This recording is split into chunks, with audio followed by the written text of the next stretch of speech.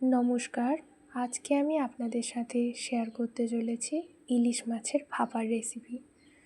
তার জন্য সবার প্রথমে মাছটাকে কেটে ভালো করে ধুয়ে নিতে হবে। এবার মিক্সারে অল্প পরিমাণ পোস্ত, সামান্য সর্ষে, নারকেল কোড়া, কাঁচা লঙ্কা,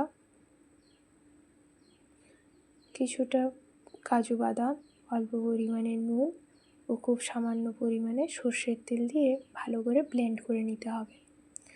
এবার একটা টিফিন কৌটোর মধ্যে মাছগুলোকে নিয়ে তাতে দিয়ে দিতে হবে অল্প পরিমাণে নুন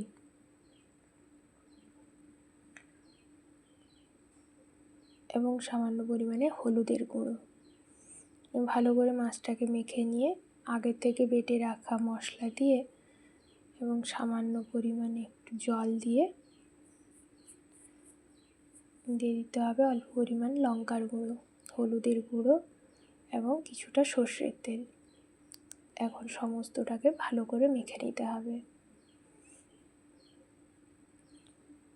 মাছের সাথে সমস্ত মশলাটা যখন মিশে যাবে তখন উপর থেকে কৌটোর ঢাকনাটা লাগিয়ে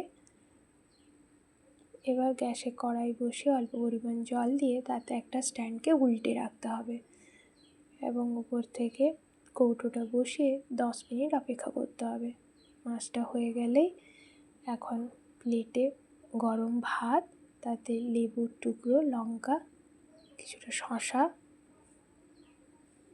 পটল ভাজা,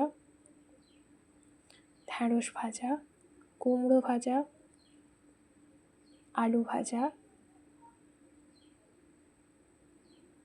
কুঁদরি ভাজা এবং আজকের স্পেশাল রেসিপি ইলিশ মাছের ভাপা, শোল মাছের থোক্কা, ছানার পায়েস এবং 1 গ্লাস জলের সাথে দুপুরের লাঞ্চটা জমে যাবে।